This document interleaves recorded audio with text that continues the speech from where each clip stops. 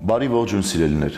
Մեր Տեր Հիսուս Քրիստոս բազմաթիվ անգամներ ավետարանի միջոցով մեզ հուշում, ակնարկում է, որ որտեղ կա իր ներկայություն, այնտեղ կա խաղաղություն, եւ մարդու կյանքը գտնվում է իր վերահսկողության տակ։ Սակայն այնուամենայնիվ մենք տեսնում ենք, որ օրվա ընթացքում անգամ այդ խաղաղությունը մենք չենք զգում։ Ինչու՞, որովհետև աշխարհի ճշումները չափից շատ են, եւ մենք ինքներս շատ դեպքերում տրվում ենք այդ աշխարհային ապրումներին, որի մեջ կա ջղայնություն, բարկություն, հիասթափություն, նեղսրտանք, անգամ չարություն։ Որպեսզի այս ամեն ինչը չլինի մեր կյանքի մեջ, մենք պետք է ամուր պահենք Քրիստոսի ներկայությունը։ Տեսեք Տեր Հիսուս Քրիստոս Հովանու ավետարանի 16-րդ գլխի վերջին հատվածի մեջ ինչ է ասում։ Այս բաներն ասացի ձեզ, որպեսզի ինձնով խաղաղություն ունենաք։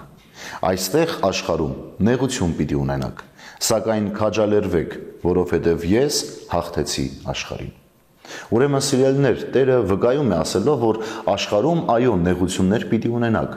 բայց քաջալերվել է պետք, որովհետև ինքը հաղթել է աշխարհին։ Ինչպես հաղթեց։ Նեղությունները տանելով, տարավ մարդուն վայել կեցվածքով, տարավ աստվածային այն զորությամբ, որ իր մեջ կար, տարավ համբերությամբ հասկանալով, որ այդ նեղությունները պետք են, որպեսզի մարդու փրկության ճանապարհը հարթի։ Այսօր մենք ունենք նեղություններ։ Ինչպես պիտի տանենք այդ նեղությունները։ Այն գաղափարով, հույսով եւ հավատով, որ այդ նեղությունները մեզ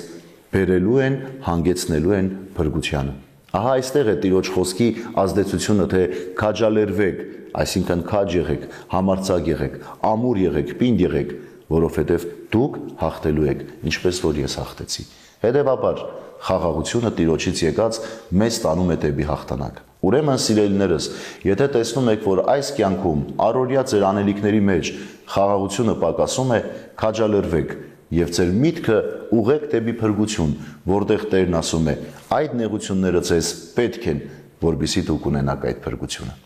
Բարի եւ խաղաղ օր ձեզ բոլորիդ, Աստված օրհնի ամենքիս։